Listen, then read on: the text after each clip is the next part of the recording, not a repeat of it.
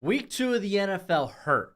I mean, like, it literally hurt. There were so many injuries, and a lot of things have radically and unradically have changed. So, we're going to talk about it. It's football, bro. You can catch this on the YouTube. You can catch it live. You can catch it after. Or if you just want to listen to it, check out your podcasts and platforms. Look for It's Football, bro. Let's go ahead. Let's get into week 2 of the NFL. Here we go. Let's start with Thursday night game. Bills, they pound the Dolphins, quite literally and figuratively. 31-10. The biggest story coming out of this game is, of course, Tua. Tua and Tua's health suffers another concussion on a seemingly not like devastating hit by Damar Hamlin. But now the question is, what does the future hold for Tua? He has come out and said that his football career is not over, that he does not plan on retiring. And I know some people be like, a lot. You had like Antonio Pierce come out and be like, hey, if I'm Tua, I'm probably retiring. But you look at his contract, if he retires, it voids the guaranteed money. If he medically retires, I believe guaranteed money is still intact. So there's some financial there's a financial situation going on there as well if you're Tua. And I mean, with a concussion, the timeline could be like, and this is his third? So it's like, okay, well, in a couple of weeks, he's not showing symptoms anymore, but it's like now being in his third concussion, with that first one being handled so terribly. Do you bring him back at all this season? I know some people have talked about looking at an insurance policy, whether that's through the draft. I think you just get a good veteran quarterback. Tyler Huntley will probably be our quarterback moving forward. But that's kind of the biggest thing coming out is what's gonna happen with Tua, and ultimately that's gonna be up to him, his family, doctors. Those are gonna be the guys that'll have a say in it. Ultimately, it's up to Tua. So until he makes that decision, there's really nothing to really talk about here. Really, we could speculate all we want, but speculation at that point. That wasn't the only injury the Dolphins were facing. Raheem Mostert was also out for this game. Devon Achane was a game time decision. Ended up playing. Did a lot of good for a lot of people's fantasy teams. But you had Terran Armstead get hurt in this game with the shoulder. It was a rough sledding for the Dolphins. The Bills had a great game. Looked really good offensively. They continue to spread the ball around. I mean, you only had to have Josh Allen throw 13 passes. And I mean, I say spread the ball around. Nine players really had a catch here. But I mean, we've seen it each and every week right now, or at least through the first couple of weeks with the Bills. It's a different target. They could spread it to whoever. And it feels good. Obviously, I think, Josh Allen, he's the focal point. But really, James Cook plays such a large role in this offense. He ends up only having one target, one catch, goes for a tutty. But what he's been doing on the ground, he ended up having 2 rushing touchdowns, ran for 78 yards, but that's 7 yards per carry on 11 carries, So, yeah, kind of legit. These are two teams that are kind of moving in different ways. Now the Dolphins with the concern at quarterback, and not just short term but long term, and then the Bills, they're eyeing that AFC East crown. Let's go to a different game. We're gonna start with the Sunday games, and oh man, the Saints and the Cowboys. The Saints bet the Cowboys across their leg at AT&T and spanked them 44-19. It was, listen, Clint Kubiak has done a wonderful job with this squad, at least through the first couple of weeks. Been a lot of play action, and I mean a lot of play action. But the offensive line is so improved, and this was kind of that litmus test. How would it fare against DeMarcus Lawrence, Micah Parsons, and company? And the answer was really well. Like, Fuanga played well. You had Pennin playing good football now. Eric McCoy was a monster. Like, they ran the ball so stinking effectively. Derek Carr was efficient through the air. He ends up throwing for, let's take a look. I think he was like 14 to like 17 or something, or 19 to 23. Ends up being, not even. He doesn't even throw that many passes. 11 to 16. Excuse me. Goes for 2 tutties. Golly, man. Golly. And they got out hot. Cowboys try to answer. You get a couple of picks from Dak, one being where his receiver slips. So one, not necessarily his fault. But no, you already know the Saints defense is tough. Carl Granderson, have yourself a day. Had like 11 pressures. Freaking nuts. But golly, dude, the Saints offense feels fun. It feels alive. Pete Carmichael, I try not to think about you. As for the Cowboys, yeah, you're going to have to kind of recalibrate after this game. It felt like Dak was still kind of coming off the high of getting paid all that money. And he just goes out there and kind of slings it willy-nilly, and fortunately it's not enough to win the game. Keep his offense in the game. To be fair, the defense had a bit of a rough go at it. It was a rough week for the defense. The Saints did a good job of mitigating pressure, and the run game was, the run defense was poo-poo, pretty disgusting. Wasn't good at all. You had the Saints be able to create mismatches in the secondary. It's a phenomenal game by the Saints. Cowboys, we'll see how they bounce back next weekend. Game of the week, probably here. Probably until Monday Night Football, but game of Sunday. You got the Bucks and the Lions, and this game was just hella fun, man. It was hella fun. You had the gritty Baker Mayfield out there like, okay, yeah, you know what? I'm not going to be perfect, but I'm going to leave it out there on the field, and he did a hell of a good job of that. Able to win the game. Able to move this offense. Freaking love it, man. Baker Mayfield instantly becoming a fan favorite here in the Broshmo household. It was just really good. Chris Godwin had a huge game, ends up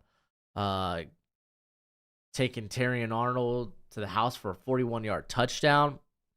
You had guys like Yaya Diaby, Vita Vea. Vita Vea did get banged up after the game, but all indications he's A-okay.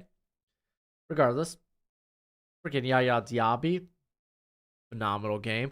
And then, I mean, if you want to go look at it on the Lions end, like Jared Goff was all right, kind of mid, but he was okay. He put this team in position to win the game a couple of times, a few times. The run game was still fairly effective, because you had Gibbs go for over 84 yards. I say over 84. He had 84 on the dot. Montgomery, 35 yards. Granted, only 3.2 yards per carry. But you know Montgomery, as that hard-nosed runner, is going to pick up the tough yards. It's fine. It's fine. It's A-okay. Amon-Ra St. Brown had the big game this year for the first time. Remember, he was kind of a dud in week 1. Not a dud, but didn't put up the fantasy points everyone probably want. Still played hella good football. Had a crazy catch last week against the Rams. Back when the Rams were only minorly, still majorly hurt, but not as bad as this week. You had Jameson Williams have a good game as well. You love that. Terry Arnold going through the growing pains. I believe he had a pass interference in this game. Yeah, he had pass interference, one other penalty. He allowed 3 receptions on 3 targets for 72 yards, and the tutty. Wasn't nearly, to be fair, the run game is kind of meh for the Bucks. The Bucks had Justin Skull playing right tackle for the injured Luke Godecki. I think Godecki had a concussion, so he missed the game. Aiden Hutchinson reaped the benefits of that, but with Marcus Davenport not eligible in this game, not eligible, but like hurt. I think he had a groin injury. You saw the pass rush suffer. It was Aiden Hutchinson, and that was about it. So, I just think the Lions and the Bucks are two very good teams. Two very good teams, and suddenly the AFC or the NFC South feels good. The NFC South is good again. Let's go. Colts end up going down to the Malik Willis-led Green Bay Packers 16-10. And, dude, just props to the game plan. Props to Matt LaFleur and company coming up with a very viable game plan for Malik Willis. It ends up working out extremely well in this game. Gus Bradley is a middle-of-the-road EC that's kind of set in his ways. He's been running the same defense for largely a decade now. And yeah, you get what you paid for. Run defense was trash this game. Josh Jacobs just gashed him through the run game. And this game probably should have been a 2-score lead for the Packers, if not for Josh Jacobs fumbling prior to get into the end zone. That wouldn't be the first time we saw it on today. May not have happened again in this game, but we would see it another time during the Sunday slate of games. So in all honesty, the Packers should have won by a larger margin. For the Colts, listen, you're gonna have these highs and lows with Anthony Richardson. That's just natural. That's just gonna happen. He was inaccurate. He wasn't diagnosing or reading the field correctly. It'll get better. Again, there's gonna be some ups and some downs. Largely, this is gonna be a pseudo rookie season for Anthony Richardson after missing almost all of last year with the shoulder injury, but also, if you remember, he missed a game early his rookie year with a concussion. So I do think better things lay ahead, but starting the year 0-2 is not exactly ideal. Packers get a big win here. If they could win a game, if they could win maybe another game while they wait for Jordan Love to get back, then heck yeah. Jordan Love, he's reported to be 3 to 4 weeks. Now you're 1 week into that, so he's back in another 2 to 3 games. So if you're the Packers, you feel really excited.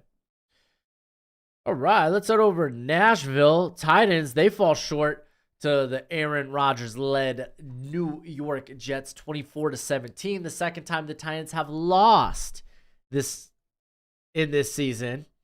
We're 2 weeks into the year. They've lost both games 24-17. Kind of ironic. Everyone and their mom's going to be talking about the Will Levis. Trip over your own feet, jump over your left tackle, then throw it backwards, short of, I think it was the running back that was hanging out there. Maybe I think it was a running back because it was coming off, I think, a swing. But you can correct me if I'm wrong. But you had him just essentially throw it at the ground. Backwards pass means it's a fumble. In the red zone, turnover. Will Levis, reel it back, my friend. It's not it is that serious, but it's not that serious. You can't be coming out here pulling this wacky bull crap. What are we doing? What are we doing? And it sucks because it was honestly his only bad play of the day, I would say. I think for the most part, he played within this offense and made some good plays here and there. But that's a bad turnover. That's a bad turnover. Aaron Rodgers playing good football. Just a completion percentage of 77.8%. Had 2 tutties in this game. Love to see it. I mean, we could talk about the ground game, though, here for the Jets. The blocking looked great. It was radically different than it was in week 1, and you love to see it for the Jets. You had Breece Hall. Ends up going for 62 yards. Braylon Allen getting his first touchdown. Might be the youngest player to score a touchdown in NFL history. That's kind of wild. Brees Hall also had 52 yards on the through the air. So, like, yeah, you're feeling good. You're feeling great. Then you get to the defense, and you're like, oh, wow, this isn't the defense we had last year. What's going on? DJ Reed missed this game with an injury. Sauce Gardner had the worst game of his NFL career. You'll lose Jermaine Johnson to an Achilles. He's gone for the year. What the hell? Suddenly it's like, we desperately need Hassan Reddick. Are we going to have to pay this fool? Are we going to have to pay this guy? Son of a gun, dude. This sucks. When it came to the run game for the Jets in this ball game, I mean, kind of is what it is. They did enough to stop, or at least slow down Tony Pollard. I think Tajay Spears got beat up in this game. Not beat up, but not like, punched in the mouth. Not like this was the Houston-Chicago game, but he got banged up in this game. So I think he ended up leaving early. I forgot what the injury was specifically. Will Levis was able to pick some yards up on the ground, but at the end of the day, if you're the Jets, you're feeling good, but you're looking at the defense like, didn't you used to be good? What's going on here? We got to figure some things out. If you're the Titans, man, you just got to get Will Levis not to do stupid things that are going to get clipped. Just don't do stupid things that are going to get clipped. And they're just going to look at you like, come on, man. The defense is playing, I think, good football for the Titans. I mean, straight up, Kenneth Murray is the weakest link to this defense. He ends up allowing 2 touchdowns in. I mean, I think it was on that second one where Brees Hall was like, "Oh, dude, they've lined up Kenneth Murray up on me. I'm taking this wheel route to the house," and he did. Yeah, Kenneth Murray. Why aren't we seeing more Gibbons, who was stellar last season? Well, he's not as athletic as Kenneth Murray. How's that athleticism serving him? I didn't like the signing when it happened, and it's not looking good. Outside of that, I think the Titans played a really good game defensively. Harold Landry's kind of coming alive. So, love to see it. You just love to see it. Vikings, 49ers. Freaking Vikings shock the Niners in Minneapolis. Once again, winning 23-17. Brock Purdy said it after the game. Went up to Brian Flores. Dude, that scheme is crazy. And it is. He's blitzing so freaking often. But in this game, it was don't get me wrong. He still blitzed primarily. But it felt a bit more balanced where he would drop guys back. So he would kind of speed up the clock in Brock Purdy's head and then bring no pressure and just never let Brock Purdy get comfortable in this game. It was utterly ludicrous. I think the Vikings ended up having 26 pressures in this game, 23 pressures in this game. You had 7 pressures from Jonathan Grenard. Yeah, let's pull this up. Yeah, 3 pressures, 2 sacks from Pat Jones. Andrew Van Ginkel had 3 pressures. Jahad Ward had 3 pressures. Golly. And I mean, dude, Blake freaking Cashman ends up having a pressure, a sack, and 3 pass breakups with one lead into that interception. Who was it got? It was Metlis. That's right. This defense was nuts. We could talk about Sam Darnold. Had a bad interception, but he also had that 99-yard bomb to Justin Jefferson, which Jefferson exited the game with the quad injury, said he's A-okay.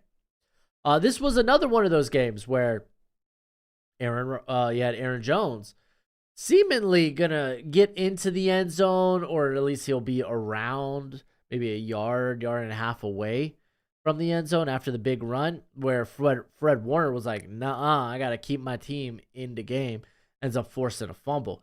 I think he had 2 forced fumbles in this game along with the interception. Fred Warner, you have yourself a day, dude. It was freaking good. Freaking good. There'll be better days ahead for the Niners. I just think the kryptonite of Brock Purdy is Brian Flores and his crazy defense. So better days lay ahead. I know no CMC. Now you lose Debo to a calf injury for the next couple of weeks, which, okay, cool. You just paid Brandon Ayuk. I guess it's time for him to step up. He's been relatively quiet to start the year. But listen, I think the Niners will be fine. Minnesota, man, how long can Sam Darnold keep this up and continue to surprise us? I don't know. I'm having a great time with it thus far, though. I'm having a great time. Seahawks, they end up winning in OT to the New England Patriots 23-20, and I'm not gonna lie, man. I really watched a large part of this game via highlights. Can't watch them all, but I mean, Gino was out there slinging the football. You love to see it. You had the Patriots have a couple of busted coverages though on the DK walk-in touchdown. You had a bit of a busted coverage there, which hey, it's a-okay. Those things will happen. It is what it is.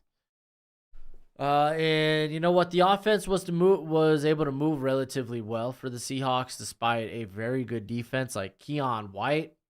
He's just eating. Just totally destroyed my boy Connor Williams, former Dolphins. Great. Fins up, baby. Fins up. Lincoln Tomlinson, Anthony Bradford, kind of playing that like around the B gap, C gap, or yeah, no. B gap, C gap, kind of playing kind of like a pseudo 3-tech / 3-4 end-esque type of role there. So like 4 inside tech. Like he's a guy that is really dominated the first couple of weeks. Patriots offense, you're just gonna have to deal with it at this juncture with no Drake May. It's not explosive. You had Hunter Henry ends up having like 90 some yards. The next closest pass catcher had 12 yards. But Antonio Gibson, he got going in this game in the backfield along with Ramondre Stevenson. So like the Patriots, I think, are going to do enough to keep themselves in games for a good part of this season. But that Seahawk defense is still hella good. You had a couple of guys exit because of injury. So that'll be kind of worth watching their status through practice a few weeks. It was like Boye Mafe and such. But you're hoping to get Kenneth Walker back. Zach Charbonnet couldn't exactly get it done consistently on the ground, but I think a large part of that was kind of the lacklusterness of that interior offensive line. But regardless, Seahawks, they start the year 2-0. Awesome. Love to see it. Also, JSN had like a career day. The Washington Commanders beat the Giants. The Giants scored 3 touchdowns in this game. The Commanders kicked 7 field goals. What? So things didn't go right for the Giants from the get-go when you had like Graham Garneau. Ends up hurting himself, I believe, on the kickoff. Ends up being like a hamstring injury. They had their punter try to kick their first point after. Missed it. From there on out, it was like, okay, we're not going to be taking field goals or PATs. And it was like, okay, that's a bit extreme. I feel like with the point afters, hey, have faith in your punter to be able to make that. And I guess their punters in the past has made a 40-yard kick. So, like, I don't think the kicking game was nearly as dead as Brian Daboll treated it as such. Is what it is. Malik Neighbors has a freaking unbelievable game. Just pops off. Unfortunately, did have the drop on what would have been a first down and get them at least in close enough range maybe to take that field goal. But unfortunately, like that field goal to take the lead, unfortunately, doesn't come to pass. Jayden Daniels looks very similar as he did last week. He's so dynamic. He's going to be able to get yards on the ground as he continues to develop as a passer as the game slows down for him in that regard. When it came to, I mean, honestly, I didn't have a lot of Commanders takeaways from this game. I just didn't. Uh, I mean, sucks. Terry McLaurin just wasting away while not getting the football. I mean, I feel like that's just life for Terry McLaurin. He ends up having all of 22 yards in this game on 6 receptions. Woof, woof, woof. Oh, yeah, Brian Robinson's kind of good. This man's kind of good. Brian Robinson ends up having how many yards on the ground? Like he is the running back. He is the lead back there. 17 carries for 133 yards. Freaking wonderful. Freaking fantastic. So you love to see it. You love to see it. Defensively, you had Benjamin St. Juice get really targeted and really thrown at, and did a good job for the most part, just kind of like striving and surviving. Jeremy Chin ended up allowing one of Malik Neighbors' tutties, along with Mike Sainristil still. I believe both those touchdowns happened coming out of the slot. I can't recall, but I'd have to go back and look at it. Regardless, Malik Neighbors looks like a phenomenal pick. Is he going to save Daniel Jones's job? I don't think they're going to get enough wins in that manner, but at least Malik Neighbors is looking good. Defensively, Brian Burns and KT had a much better day than they did last week. They had a much better day at the office than they did last week when you go to look at what they did as pass rushers. Yeah, KT ends up having 3 pressures, had a win rate of 17.2%. Yeah, Brian Burns, he had 2 pressures, win rate of 15.2%. So much better than what we saw a week ago. So you love to see it. I'm gonna go through this next game pretty quickly. It's the Chargers. They win 26-3 over the Carolina Panthers. The Panthers would bench Bryce Young Monday. Andy Dalton will be the starter. So, there's a lot of implications there. Are they moving on from Bryce Young? I don't think that's the case. I think it's like, hey, he needs more time right now. The offense isn't in a good place. Let's just continue to try to develop him and have him learn visually from Andy Dalton and his tutelage. So, and I mean, for one, you got to see what this Panther offense can do. Like, the offensive line has played relatively well. They have playmakers. Like, can this team put up scores? This is a Bryce Young problem. Yeah, it is. His average depth of target was under 4 yards this past game. Utterly ridiculous. I think it was under 3 yards. Let's look it up real quick. So it's not like what was being schemed has helped him remotely. So I don't know, man. I'm hoping this isn't just them being like, okay, no, we made a grave mistake. We're out on Bryce Young. He had an average depth of target of 2.9 yards. Utterly ridiculous.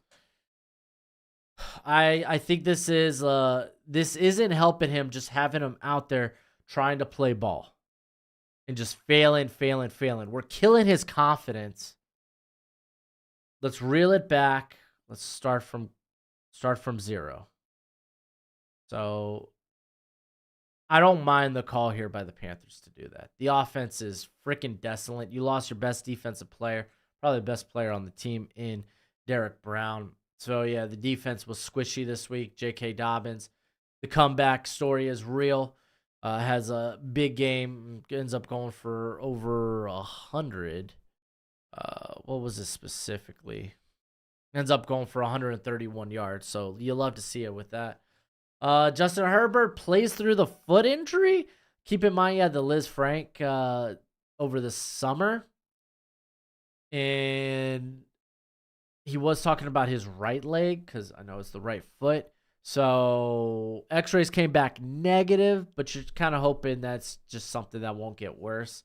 Quentin Johnston, 2 tutties. I love it. I just don't want him to be a bust. That's it. Good win by the Chargers, but I mean, it was the Panthers. I feel like after seeing them week 1, yeah, Chargers. If this game was close, then hit the panic alarm. Browns beat the Jaguars in a game that shouldn't have been as close. At least it didn't. It felt like it shouldn't have been this close. Browns win 18-13. But I guess for the most part, if you look statistically, these teams were pretty evenly matched throughout the game. But if you watch the game, just general feel was like, oh no, the Browns feel like the better team. I don't know why they're just not up by 2 scores. That kind of confuzzles me. Trevor Lawrence, he had a couple of drops from some of his guys there.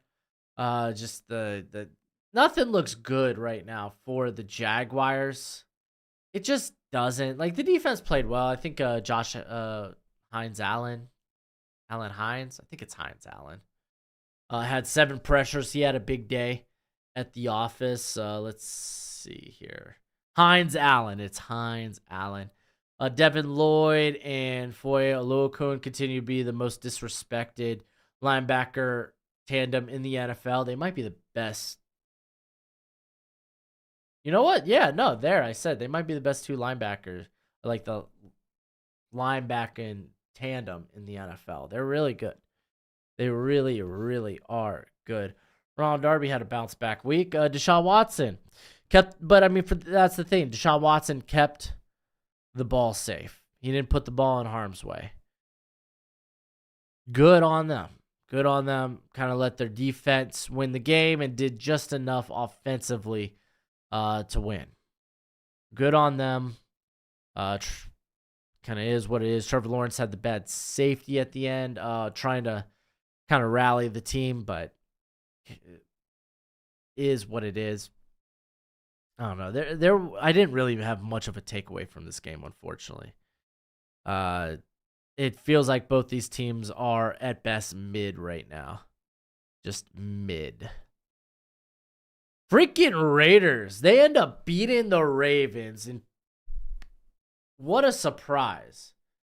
Like, because this Raiders team didn't feel like much change from last week. That's the thing. They end up beating the Ravens 26-23. Minshew Mania is alive and well in Vegas. He starts leaning it. Brock Bowers looks great. They can't run the ball worth crap, and Gardner Minshew's like, you know what? No problem. I'll just throw to Devontae Adams and Brock Bowers this whole game. And it worked. The Raiders end up scoring the last 13 points of the ball game to win it. Lamar Jackson, like, after this team got out to a hot lead, they were dominating this game. If you watched the first half, you were like, yeah, no, they're dominating this game. They're controlling this game. And then just nothing. The offense went stagnant. I don't know what's up with the Ravens, right? They got to figure out, hey, we need to be consistently moving the ball well. Like, our offense can't be like this. This isn't healthy. The Raiders defense did a hell of a good job, especially in the secondary. You had a lot of guys breaking up passes. I think you had like 5 pass breakups from the Raiders on this day, with Jack Jones having the biggest one, where the Ravens are driving, trying to get in field goal position. Yeah, I believe they were driving, trying to get in field goal position. But stinking Jack Jones coming across and just wailing Isaiah Likely, making sure even though his feet were going to come down in bounds, they ain't going to have to worry about the toe, making sure that ball got dislodged. Awesome. You did have the Ravens have to go for the Hail Mary, but instead you have Lamar Jackson. He runs it up for a huge gain, and I think prematurely pitches the football. I think he only had like 2 people in front of him with a blocker. So I feel like he could have gone the distance a little ways. I think he had Zay Flowers on the other side, unguarded as well. So could have ended much differently. Regardless, I think it ends up being a very solid win for the Raiders. They're going to have a lot of wins like this where it's not pretty. It's a little ugly, but it works. And the Ravens, they got some figuring out to do. They're 0-2. Not an ideal start to the season. Cardinals, they smashed the Rams. The Rams are at the Weenie Hut Jr. right now. They got a lot of boo-boos on the squad. The boo-boos keep piling up for the poor Los Angeles Rams. I mean, really for the Cardinals, the offense looked good. Not much to take away from here. Like, Kyler Murray looked great. The run game was very good. Marvin Harrison Jr. had the breakout game with 2 tutties. Defensively, I don't think you really learned much about this Cardinal team. Oh, but they're feisty. Yeah, but the Rams are like the most hurt offense in the NFL.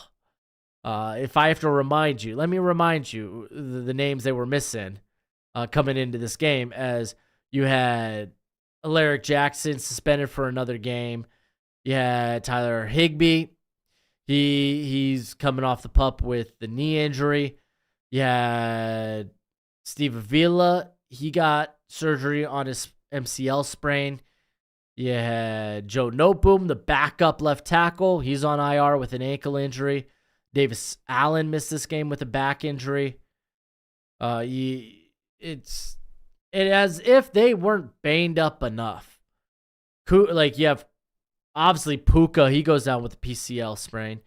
You had Cooper Kupp go down prior to halftime with the ankle injury. He's now on IR, or he's going to be on IR. Jonah Jackson, he left the game with a shoulder injury. Yeah, you learn nothing about this Cardinal offense, or Cardinal defense, excuse me.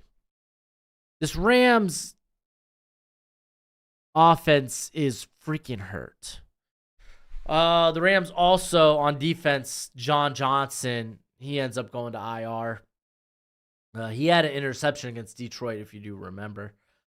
This was a team already missing Darian Kendrick, Trey Tomlinson, along with Darius Williams. All those guys are on IR.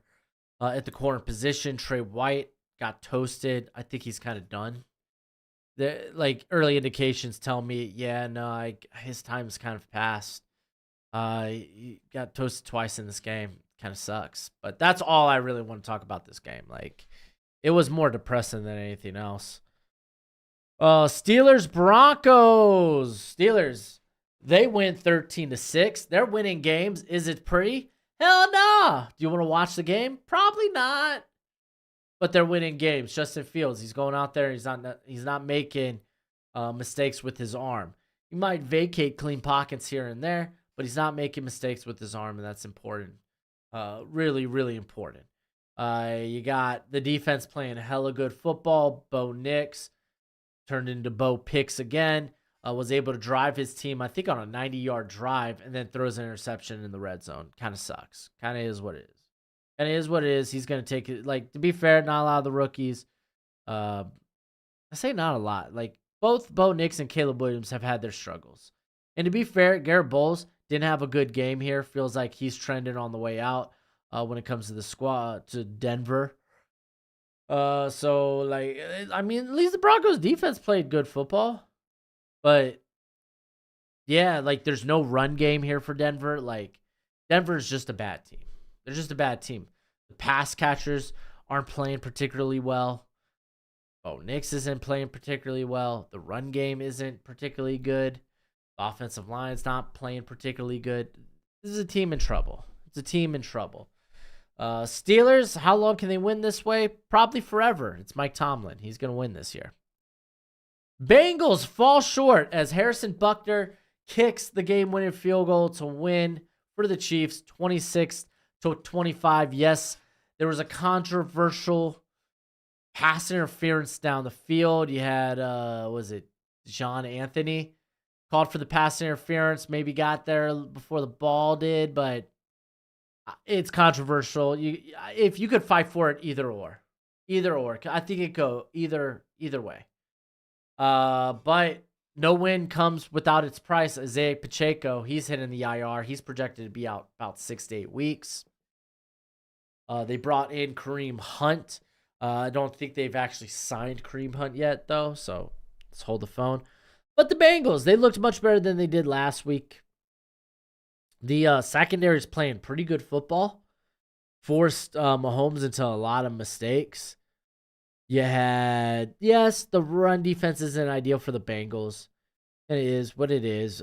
Chris Jones just totally demolished poor Colson Volson. Is that his name? No. I think I'm butchering that poor man's name. Here, we're gonna look it up. I mean Cordell Volson. There we go. Colson Volson. What the hell? Yeah, no, he gave up like 5 pressures, a sack. He wasn't good in this game, unfortunately. He wasn't good.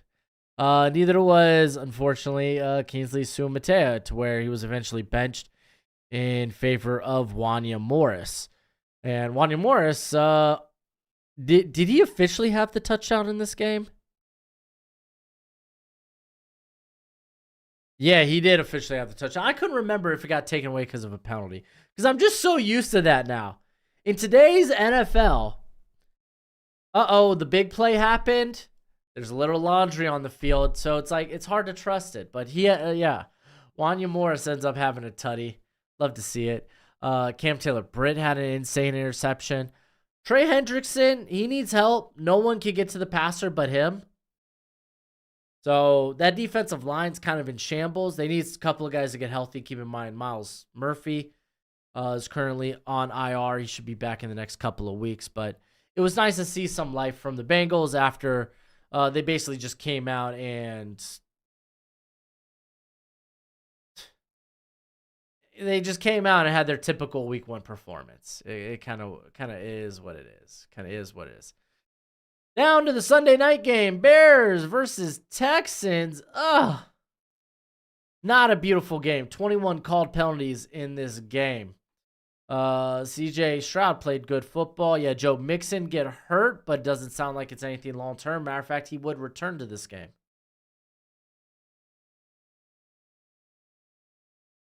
That's good coffee. Bears defense, it's great. It is as advertised. What was the game changer in this game? Freaking Bears offensive line sucks. Caleb Williams is going through some rookie things. Like, when the offensive line wasn't given up pressure, Caleb Williams was creating his own pressure at times. Now he went out, tried to make something from nothing. And unfortunately, that led to a few like bad throws, with one being the interception to Kamari Lassiter, where essentially just freaking Caleb thinks he could fit it in between triple coverage. And Kamari Lassiter's like, nah, not today. But yeah, no, the Bears offensive line got freaking demolished. And it was a variety of like, dude, D'Amico was hitting them with blitzes and stunts. Like, it was freaking nuts. It was freaking nuts with just how much pressure that this Texan team was getting. Let's run through it, dude. 7 pressures from Danielle Hunter. He had a 19.5 pass rush win rate. Will Anderson, 7 pressures. Both him and Hunter had 2 sacks. Will Anderson had a 20.6 pass rush win rate. You look at the guys on the interior, like Mario Edwards. He had a 7.7 pass rush win rate, which, hey, that's fine for an interior player. 4 pressures and a sack. Yeah, dude, freaking, this is what I'm talking about. They were blitzing. Azeez Al-Shaair, he had 5 pressures and a sack. Freaking Henry To'oTo'o, he had 2 pressures by himself. Like, man, dude, they were bringing the pressure. Caleb Williams was almost pressured on half of his dropbacks. Just freaking ludicrous. And he just couldn't get into a rhythm. You unfortunately had the Roma Dunze drop off the slant in the end zone, which, okay, yeah, it looks like a tough play, but that's a play that Roma Dunze should make. It really is. So, like, yeah, while the Bears kind of figured things out offensively, like, no surprise this team can't run the football. Your offensive line just looks absolute dog water. But, dude, yeah, Texans are really good. Even when their offense is, like, kind of like struggling to move the football against a good Bears defense. They're able to do enough. They hit big plays during this game. The Houston defense came up big, though. They end up winning the game, obviously, 19-13. Let's talk about last night's game before we get into our power rankings. That's right. We're doing power rankings today, boys. Falcons, they surprised the Eagles, winning 22-21. Here, let's actually dump into the play-by-play for this game because I want to talk about the final drive. All right. So, you got the Eagles up 18-15 with an opportunity to get the first down and probably essentially ice the game from there on out. And unfortunately, Saquon Barkley, who had a wonderful game, though I would argue the Falcons did a good job slowing him down through like the last half of the second quarter to the second half. Ends up dropping the ball on third down. And rather than going for it, because that was a fourth and what? Fourth and 4? It was a 4th and 3. A 4th and 3. Rather than going for it at the Atlanta 10, they opt to kick the field goal to put them up 6. What does that do for you? Well, now they need a touchdown rather than the field goal. Like, dude, there's like a minute and minute 30 left in the ball game.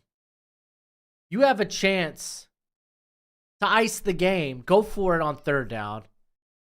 And dude, okay, cool. If you end up not getting it, then they got to travel what?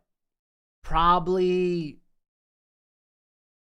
like comfortably. You want to probably get your kicker down to the 35 to create a 52-yard field goal. So they'd have to move the ball about 55 yards.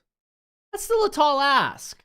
I mean, to be fair, on their way to a touchdown, they end up moving the ball 70 yards. But I don't get why you just don't try to play to win the game. I don't get why you don't try to play to win the game. Like, worst case scenario, you get sent to overtime. You're at home.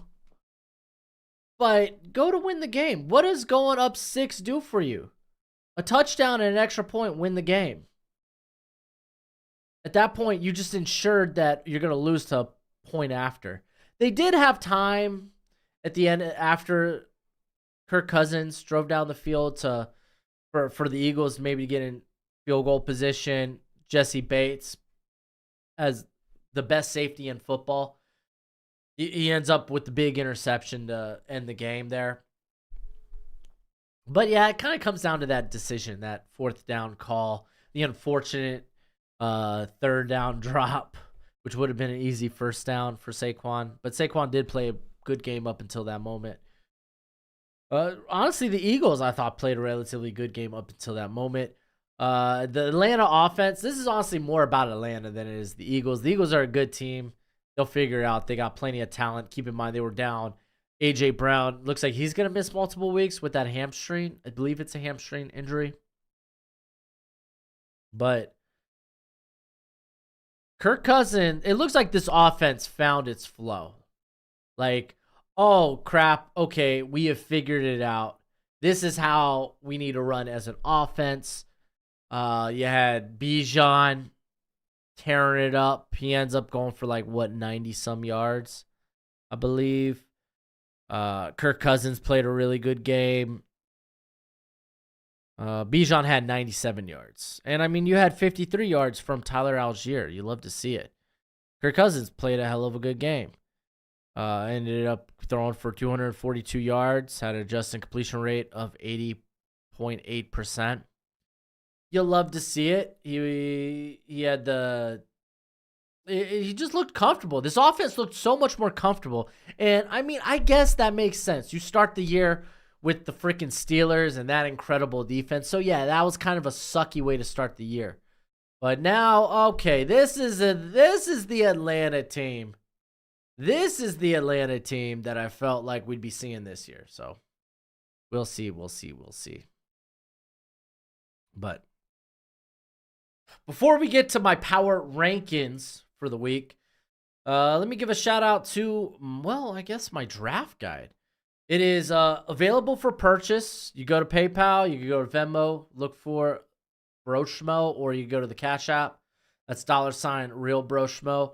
And it's a $30 purchase. Include your email with the purchase because it is a Google spreadsheet, but it is a great purchase. It'll have pro day combine numbers for everybody. It'll have important analytics, not just from this year, but last year. It'll have my notes on the Shrine, the Senior Bowl, and the Hula Bowl even. It has full evals on over 300 players.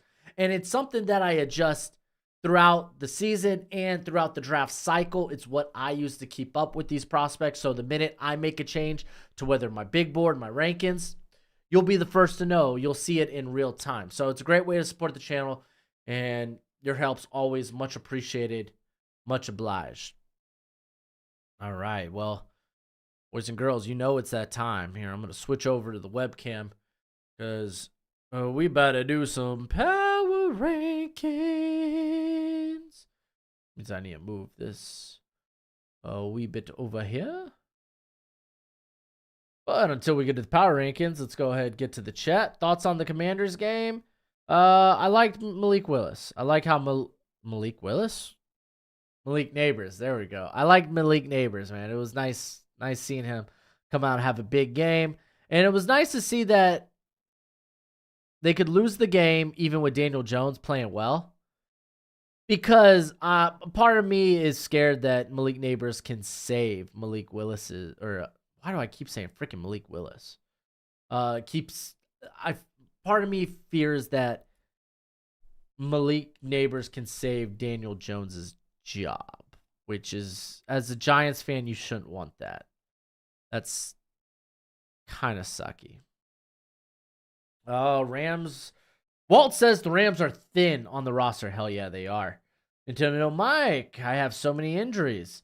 Yeah, fantasy football has been a nightmare. I've had one person go down each week. I had Jordan Love in my big money league, and then this week in that league, I have Cooper Kupp, so it kind of sucks. We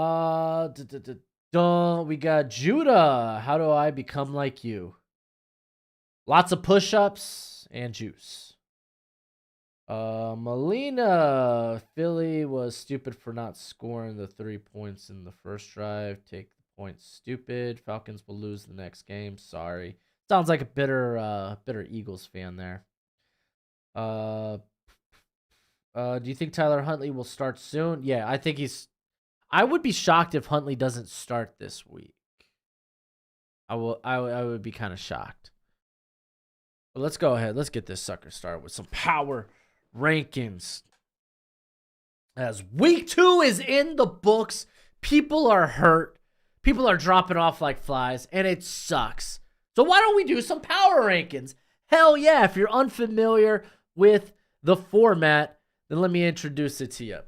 We're going to have 6 different tiers. At the bottom, I have bottom of the league. That's your worst of the worst. Above that, I have long shots. Teams that aren't good, but they could maybe create some upsets on their way. Maybe ruin the chances of some playoff caliber teams. Above that, my tier could be, but unlikely, teams that maybe could make a push for the playoffs, but relatively probably fall short. Above that, I have your playoff contenders, teams that are going to be vying until the last week or 2 of the season to get that playoff spot. Playoff caliber teams that are 99.9% to make the playoffs, in my opinion. And then your legit Super Bowl contenders. Let's go ahead, get into this. Of course, we got to start with the bottom. Of course, we got to start with the Carolina Panthers. They just benched Bryce Young. Things are bad in Carolina. I don't really want to harp on it. I feel bad for the Panthers. But Andy Dalton, let's see how the offense looks under Andy Dalton. Right above them, I'm going to have the New York Football Giants. They looked much better this week. They truly did. Danny Dimes had a good game. You actually got some rush from KT and Brian Burns. But at the end of the day, this team does feel kind of bad. So I'm gonna have them here. But you know what? I'm gonna put the Broncos. I'm gonna put the Giants actually ahead of the Broncos. And I mean it's real close between the Broncos and the Giants. But for the Broncos, nothing's going right offensively. The playmakers aren't making plays. The run game does not exist. You have good players on your offensive line not playing well. And then, of course, Bo Nix being a rookie and not playing well. It's just kind of unfortunate. So the Broncos are kind of in a bad place as well. I think we could all agree that they're all probably bottom of the league teams. To wrap up this bottom of the league tier, I'm going to put the Washington Commanders. I still think the Washington Commanders beat a bad team close. Let's call it what it is. Jaden Daniels, he's going to improve as the year goes on, and that's great. That's great. Brian Robinson looks like the lead back there, and he's playing great. He had over 130 yards on the ground. The defense is still going to be a work in progress. Well, they played well against the Giants. Aren't you supposed to be talking this team up? We're going to pretend like the Giants are the standard when it comes to is my defense good or not? Come on, man. Miss me with that. So, yeah, I'm going to keep them here. Well, of course, we will change this as the year goes on. Maybe they bump up the list a little bit. We're going to go to these long shots. Talk about these teams that are unlikely. Very unlikely. I am 95% positive that they're not making the playoffs. But maybe they could play spoiler to some teams that have playoff ambition. And we're going to start with the Los Angeles Rams. A lot of this has to do with injury. For one, Matthew Stafford didn't have a lot of guys healthy blocking for him, and now he doesn't. He's missing his 3 top weapons if you want to include Tyler Higbee. It's rough. It's rough, guys. And Trey White, not good. He's not good. He got annihilated this past week. He has not been good this year. He's been a detriment to this defense. The Rams are in a bad spot. They're in a bad spot. Right above them, I'm going to have the New England Patriots. Listen, man, I don't think this is a playoff caliber team. I don't think they even have a shot at the playoffs. But this is a squad that could definitely play spoiler. They can win some games. They could definitely win some games. Like you beat the Bengals week 1. Granted, the Bengals don't show up in week 1, but you beat them nonetheless. You take the Seahawks to overtime. Like, hell yeah, this Patriots team is playing tough. It's playing hard. And you know what? I can't wait to see Drake May at some point this year for the squad. But let's call it what it is. This is a team that is just not there yet. And honestly, they're probably going to be a hell of a lot better next year. But there's a lot of encouragement if you are a Patriots fan. Like, dude, Keon White having the big game. Hell yeah, you love to see it. Right above the Patriots, I'm going to have the Mayo Man. I'm going to have freaking Will Levis and the Titans. Will Levis, he can't help just making a unexcusable, terribly bad play. This week, he trips over his own feet, jumps over his left tackle, throws the ball backwards to his running back, and throws the ball backwards and short, which leads to a fumble in the red zone that creates a turnover. Golly. That just makes me sad. That makes me stinking sad. It just does.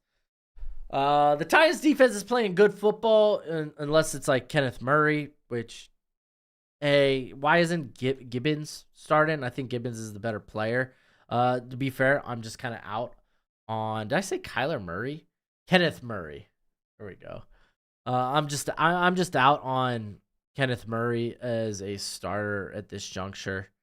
If I'm gonna be honest, and I am, So yeah, I got the Titans right here as long shots. I think they're gonna play some teams tough though. And you could say the same thing about the Chicago Bears. That defense is freaking phenomenal, but the offense has a lot of problems and a lot of things they got to figure out. Whether it's, hey, the offensive line, they don't play so good. They don't play so good. What's wrong with our offensive line? And then Caleb Williams kind of has Caleb, you need the game to slow down for you a bit, bud. And it doesn't help that you're under pressure a lot, that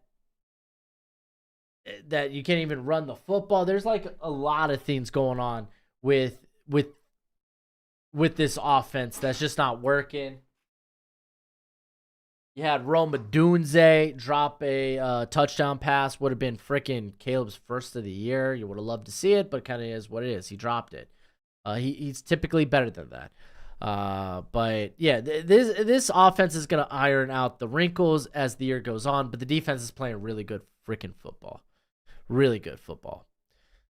All right, let's move up to this could, but unlikely to make the playoffs tier, where I'm going to start with the Arizona Cardinals. Hey, we just smashed the Rams. Dude, wait, have you heard the saying? Just beating a dead horse?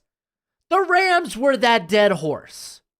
Let's not like, hey, very encouraging win, but let's not pretend like the Rams are a viable team right now, because they're not. They're not. Defensively, what are you taking away from this game? Hey, our defense looks pretty feisty and good. The Rams are in utter chaos. They're missing their top two weapons. Cooper Kupp getting hurt this game. You have the offensive line in shambles. So you don't have guys getting open for Matthew Stafford. You don't have guys blocking for Matthew Stafford. Let's not act like the Cardinals defense is good. It's not. But that offense, though, Kyler Murray, he's cooking. James Conner, you are cooking. Marvin Harrison, you have arrived. Nice to see. I think this is a team that's going to play spoiler, and man, there might be a shot that they're competitive down the stretch, that they actually are going to be in the playoff race. So I'm not going to sleep on the Cardinals. Like, I'm not going to sleep on the Raiders. Huge win this weekend. Minshew Mania is going nuts. You beat the Ravens. That's huge. This team still can't run the football worth crap, but it didn't matter, because Minshew was like, well, I got Devontae Adams. I have rookie Brock Bowers. I'm just going to throw it to those guys. And he did. He did so well. The Raider defense looked pretty darn good this week as well, being able to mitigate and just kind of force the Ravens to get stagnant. So, like, hey, man, it may not feel great, but the Raiders are playing foosball. So you gotta love it. You gotta love it. All right, above the Raiders, I'm gonna have the Jacksonville Jaguars. They're legitimately just trending in the wrong direction.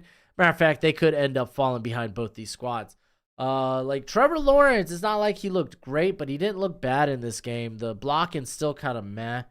He had more drops from his receivers, so that offense is struggling with some of the same problems that it had last year. And it's just unfortunate. They end up losing a close game here to the Browns, where both teams, you could argue, looked evenly matched, but just felt like the Browns had control of this game basically the whole way, that the Jaguars were just playing to stay in it and to catch up. And like, I don't know, man. It just doesn't feel like anything's really succeeding in Jacksonville right now. Right above Jacksonville, technically, this is going to be spot 21, and it's going to be your freaking 2-0 Minnesota Vikings. This was a great win. I'm sorry if I have a hard time believing Sam Darnold's going to be him for the rest of the year. But this last Sunday was a big step in the way of, oh, he might be. This Minnesota team might end up being playoff contenders.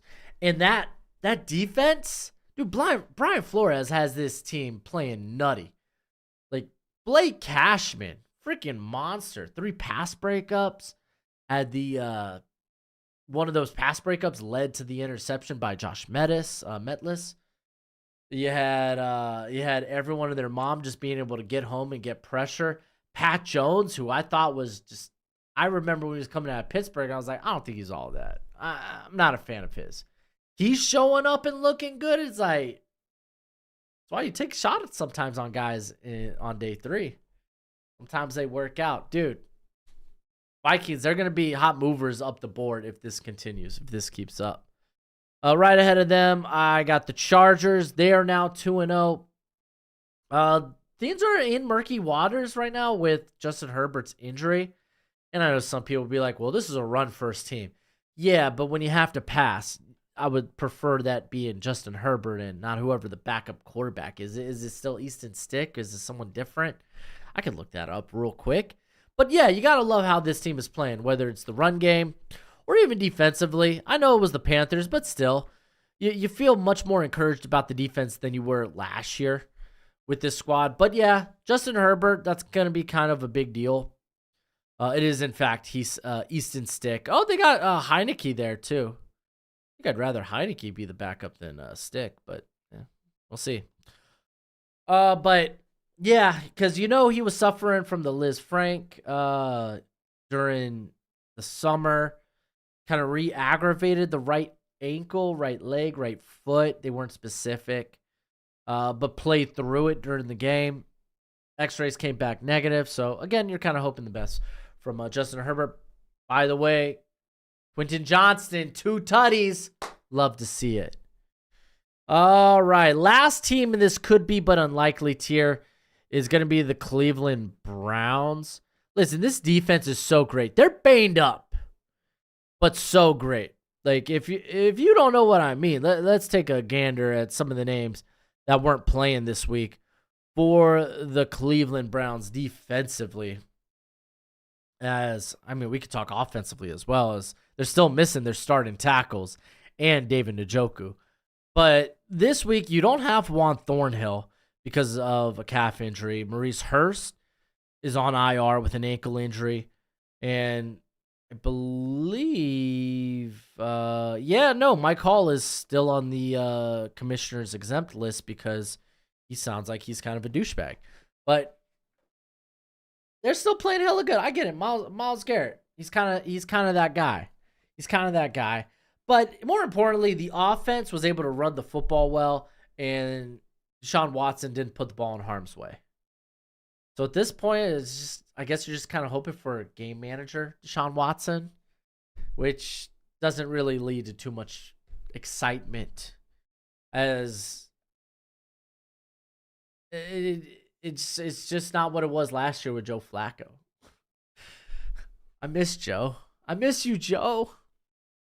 Got to give a quick shout out to Underdog Fantasy. Thank you for being the sponsor of today's video. If you sign up at Underdog Fantasy using promo code BROSHMO, then they will match your first deposit up to $250. They got promos going on throughout the week, so you could take advantage of a different promo day by day by day by day. They even have college content, which I love, college football.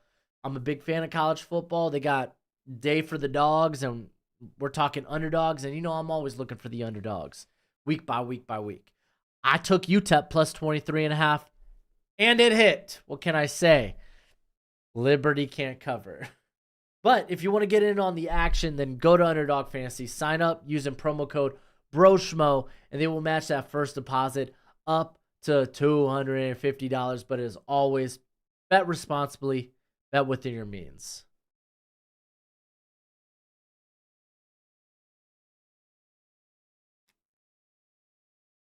Wow, that is some high quality caffeine.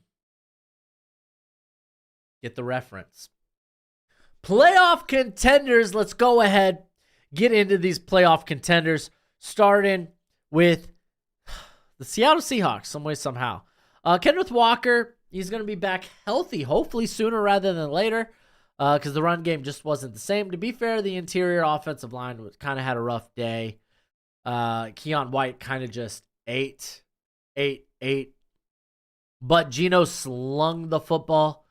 You had DK and JSN just pop off.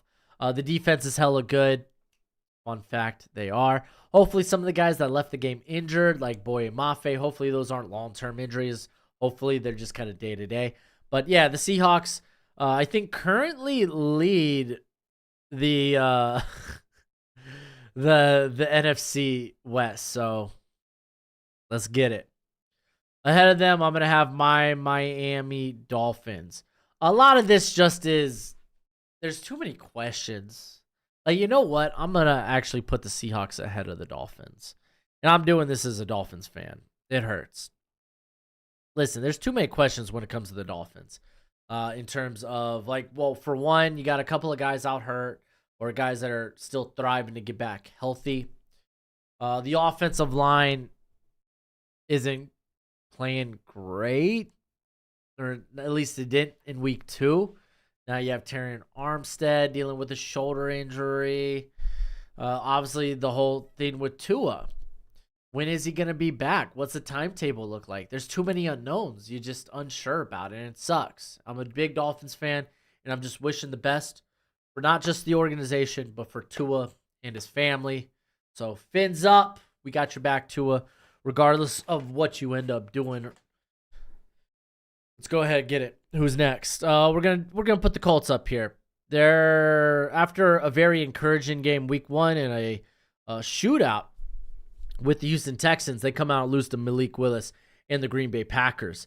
The offense just wasn't good this game for the Colts. They stopped running the football in the fourth quarter because it was a negative game script. They were down by a couple of scores. So the one thing that was working for them offensively, they moved away from in the fourth quarter. So, okay. Gus Bradley is a middle-of-the-road defensive coordinator, and I say middle-of-the-road. He's an average defensive coordinator, above average. Like, he's solid. He's fine. The run defense sucked. Got gashed. The Packers should have won by multiple scores, as you got lucky with, I think it was Zaire Franklin that ended up popping out Josh Jacobs' would-be touchdown.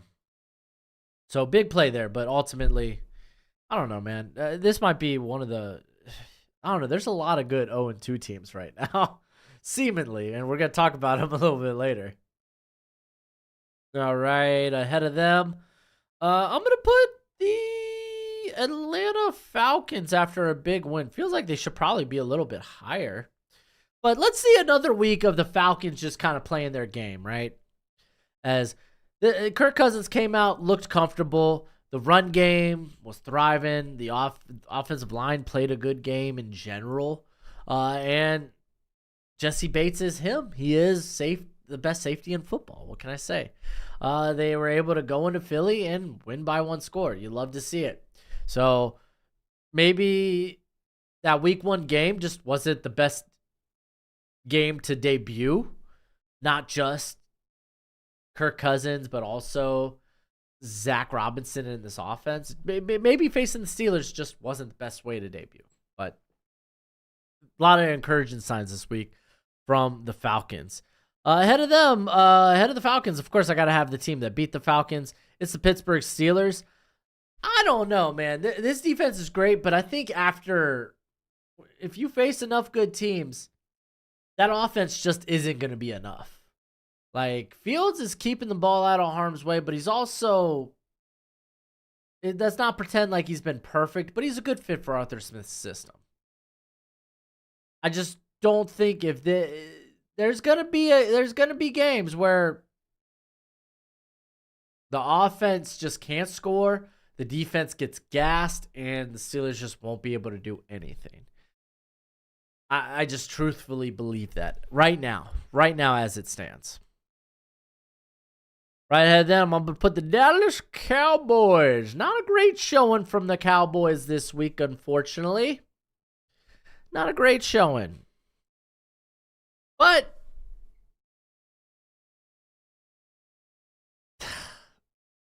like, I believe in this team to turn around. I think the defense is still pretty good after being gashed, after being annihilated by Alvin Kamara and Rashid Shaheed. I believe that this offense is still good. Yeah, like, Dak is kind of being careless with the football here and there. Like, he's just out there slinging, but I feel like this offense will clean it up. I feel like the Cowboys will clean things up sooner rather than later. And then I do have one last team in this tier, and it is the New York Jets. I guess sorry, not sorry. I don't know how to feel about this defense. They don't feel like the defense from last year. But be encouraged that the offense looked so much better. Like, Aaron Rodgers played another good game. Didn't get hurt. The run game appeared mainly because the offensive line played a good game. So hopefully this is a sign of things to come. Unfortunately, they do lose Jermaine Johnson in this game. So you got to wonder, do they work out something with Hassan Reddick? Now let's move to this playoff caliber tier where we're talking about teams that are 98.9% to make the playoffs. Let's start with the Cincinnati Bengals. This is one of the best 0-2 teams in the league. What can I say? Listen, I think the Bengals, they showed up. They played the Kansas City Chiefs exceptionally well. And I think they're only going to get better as the year goes on, as they get healthier, and particularly that defensive line, who they've been missing Miles Murphy and Chris Jenkins. They had Sheldon Rankins, unfortunately, leave this past game, and you're kind of hoping everything's okay with him. So they're going to get healthier. T. Higgins is going to eventually come back. So, like, this was a good game, even if you ended up losing it. On a potential bullcrap pass interference. Again, controversial, which is apparently a tough word for me to say. Controversial, but I could have saw it going either way.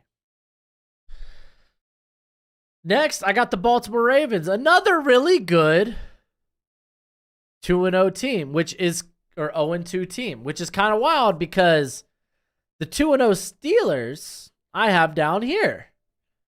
Well, I'm sorry, these power rankings don't adjust based on the week.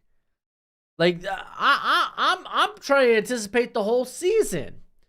And listen, if you're good long enough, you're gonna move up the list.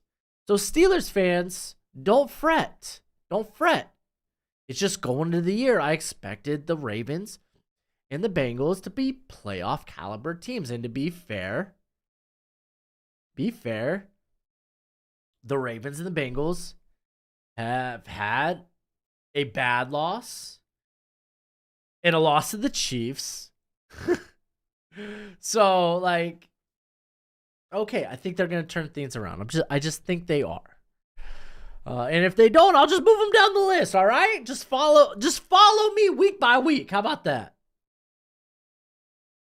All right, we got the AFC or the NFC South making its presence known here. We're gonna talk about both these teams.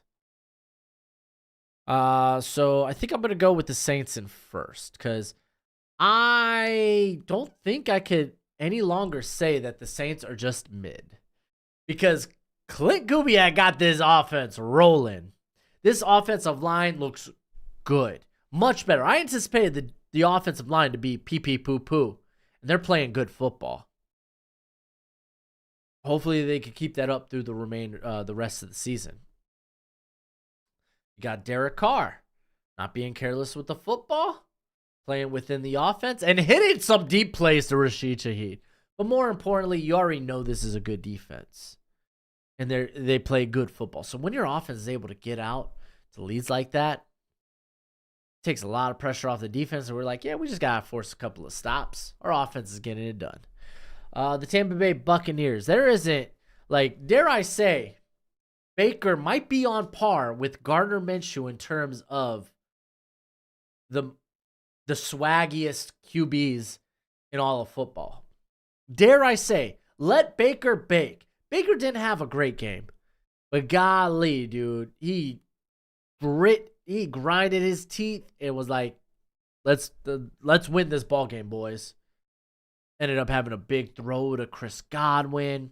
Had some big pickups on the ground. And keep in mind, Justin Skoll was playing right tackle for Luke Godecki, who was in concussion protocol earlier in the week. The defense played well. Zion McCullen kind of had his coming out party. This was a hell of a game by him. Hell of a game. Yeah, Diaby played well. Vita Vea played well. Injured himself. Hopefully it's nothing serious. Doesn't sound like it is. But, dude, watch out, man. I'm a little hesitant to put either of those teams into Super Bowl contenders.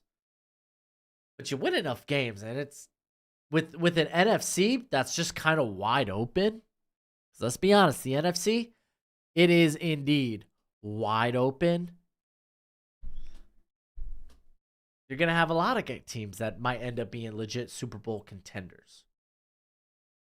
All right, I got ahead of them, I'm going to have the Packers. They got their first win of the season with Malik Willis at quarterback. The game plan was great. Matt LaFleur and company did a hell of a good job. And honestly, you get one more win while waiting for Jordan Love to come back healthy, you probably feel good about your chances of making a playoff run. You probably feel good. So good on the Packers. Big win against the Colts. Last team I have in this tier. Honestly, I'm going to put the Buffalo Bills. You could honestly put them in probably Super Bowl contender tier. But I don't know, man. I'm just not on board yet with this squad. I'm just not on board yet completely. James Cook is the biggest cog in that offense. Be like, well, what about Josh Allen? No, yeah, Josh Allen, he goes out there and plays his game. Don't get me wrong. But, like, James Cook is the playmaker there. Like, whether it's in the run game or in the passing game. Like, Joe Brady relies on this offense to basically, it goes around James Cook and your ability to, like, just make him a threat consistently, whether it's the passing game or the running game. Josh Allen has done a fairly good job spreading the ball out. You never know who's going to be the weapon that week in the passing game for the Bills. Like this past week against the Dolphins, it was Khalil Shakir and Dalton Kincaid. The week prior, you kind of had this massive split between like guys like Keon Coleman and such. So, like, yeah, the Bills are probably going to be Super Bowl contenders. They're just playing really good football. Defense included. Like, let's give a little love to, like, I think his name's Jamarcus Ingram, who's stepping in for the injured Taron Johnson and ends up with 2 picks, one being a pick 6 against the Dolphins. Stepping up and playing hella good football from the slot. All right, let's get to the Super Bowl contenders. That's right, I still got the Eagles up there. I think from a talent standpoint, this roster is incredibly talented. I just do. You end up having a bad loss to the Falcons. Yeah, that sucks. You probably should have went for it on 4th down. To be fair, Saquon probably should have caught it on 3rd down. It is what it is. It is what it is. Still, from a talent standpoint, keep in mind this team was without A.J. Brown last night. So, from a talent standpoint, this is still one of the most gifted rosters. I think I gotta include them in the Super Bowl contender tier until otherwise. Maybe they go on a massive losing streak. I don't know. We'll see. Right ahead of them, I'm gonna have the Houston Texans, man. I think the Texans maybe just play to their opponents. I don't think that's fair. They had a big blowout last year in the playoffs against the Browns, so I don't think that's fair to say. But the defense played really well, even when the offense isn't necessarily clicking. Like the run game wasn't that good for the Texans on Sunday night. Passing game though was able to make some big plays, but let's not act like they were pouring on points. They weren't. But the defense won the game for the Texans. They put immense pressure on Caleb Williams and that offensive line. And just Caleb Williams was uncomfortable the whole night and was forced into some bad interceptions. And you were doing it with not just studs, but blitzing. They were dipping into the bag here. D'Amico Ryan was dipping into the bag. This is a Super Bowl caliber team. What can I say? They deserve to be here from the get-go. Next, I got the Detroit Lions. Tough loss. Tough loss on against the Bucks there, but the Bucks are a good football team. Last year, I think you beat them twice. I believe so. Or maybe am I thinking of the Eagles, who didn't beat them twice, but beat them the first time. Regardless, you beat them you beat the Bucks in Detroit in the playoffs. Bucks kind of came into Detroit and played a revenge game, but this game could have gone either way. Like, this was a great game. Jared Goff, you're still kind of waiting for him to be like, I know he threw for a ton of yards, but like, there wasn't a lot of big plays from him as a passer. It was kind of like relying on his pass catchers and such, but you want him to clean up some of the errant passes. And he will. He's a good quarterback. The defense, you're hoping Terrion Arnold, he's going through his rookie bumps and lumps. He'll be fine in the long run, I think. But it was kind of a rough week at the office. Chris Godwin made sure of that. Aiden Hutchinson was out there doing it by himself. Marcus Davenport was down with a groin injury. So better things are to come. This is still a hella good Detroit Lions team.